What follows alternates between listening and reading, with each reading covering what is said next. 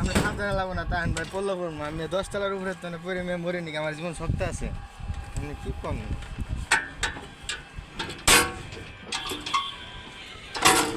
বুঝছেন দুই একটা লাগে করছেন তো ভাই আমরা গরিব মানুষ আঙ্গু ভিডিও যদি মানুষ না দেখে তাহলে আবার রাগ করব আমার টাকা আছে না এই ভাষাগুলো টাইট দিয়েছিলেন না